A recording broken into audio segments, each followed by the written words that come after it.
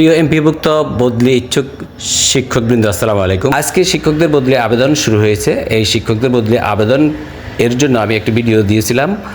সেই ভিডিওর দ্বিতীয় পর্বটি এখন আমি আপনাদের জন্য তৈরি করছি। আশা করি ভিডিওটি শেষ পর্যন্ত দেখবেন। যদি ভালো লাগে তাহলে লাইক, কমেন্ট, শেয়ার করে পাশে থাকুন, অন্যদের জানার সুযোগ করে দিন। আমি রতন ইনসাইট।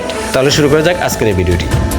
আমি প্রথমে একটি ভিডিও দিয়েছিলাম বদলে আবেদন কিভাবে করবেন। একই জেলার বাসিন্দা হওয়ার কারণে আমি নিজে তখন এই জায়গাতে আসতে পারিনি। আমি এই জায়গায় তখন না আসার কারণে আমি দ্বিতীয় পর্বটি শুরু করছি। এখানে আপনাদের যেটা জানা উচিত সেটা হলো বদলির আবেদনের কারণ। এখানে নিজ জেলাতে ক্লিক করবেন। নিজ জেলায় ক্লিক করার পরে যখন এই শূন্য পদের তালিকাটা আসবে এখানে ক্লিক করবেন। ক্লিক করার পরে আপনার কাছে এখানে শূন্য পদের তালিকাটা আসবে। আসলে আপনি প্রথম চয়েস কোন প্রতিষ্ঠান দিবেন। আপনি যদি সবগুলো এখানে না দেখেন তাহলে আপনি এই পাশে ক্লিক করবেন। এই পাশে ক্লিক করলে আপনি আরও অন্য যেগুলো আছে সবগুলো এখানে দেখা যাবে। আবার শুরুতে চলে আসলাম। ধরেন আমি এটাকে সিলেক্ট করলাম। সিলেক্ট করে দেওয়ার পরে এখানে স্কুলের নামটা চলে আসলো। আসার পরে এখানে অগ্রাধিকার বলতে কি বোঝাইছে? অগ্রাধিকার আপনি যে এই প্রতিষ্ঠানটি আপনি 1, 2, 3 কোন পর্যায়ে রাখবেন। আপনি কি এটাকে 1-এ রাখবেন, না 2-এ রাখবেন, না 3-এ রাখবেন, এই জিনিসটাই বুঝাইছে এখানে। আমাকে অনেকে প্রশ্ন করেছেন প্রথম ভিডিওতে অগ্রাধিকার কি, আবার অনেকে বলছেন প্রিন্ট করা যায় কিনা।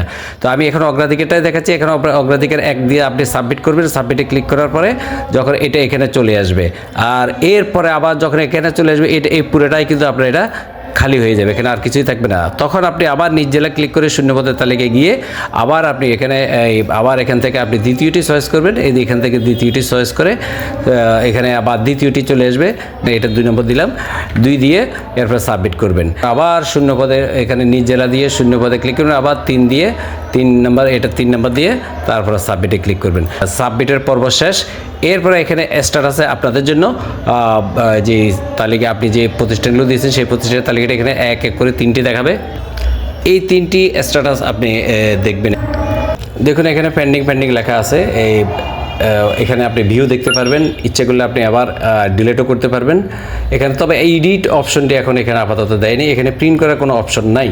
অর্থাৎ আপনি যদি প্রিন্ট করতে চান তাহলে এখানে প্রিন্ট করা যাবে না। আপনি এটাকে স্ক্রিনশট দিয়ে আপনি রাখতে পারেন, অথবা আপনার ইউজার এবং পাসওয়ার্ড দিয়ে আপনি সবসময় আপনি এটাকে দেখতে পারবেন ইনশাল্লাহ। আবেদন শেষে সাবমিট করার পরে আপনারা এই জায়গায় আপনি একটি বিষয় দেখতে পাবেন যে আপনার প্রোফাইল। এই প্রোফাইলে যাবেন। প্রোফাইলে ক্লিক করার পরে আপনি এখানে আরেকটা জিনিস দেখতে পাবেন, সেটি হলো এই বদলির আবেদনকৃত প্রতিষ্ঠানের তালিকায়। এই জায়গাতে আপনি যে প্রতিষ্ঠানগুলোতে আবেদন করেছেন সেই প্রতিষ্ঠানগুলোর তালিকা এখানে দেখা যাবে।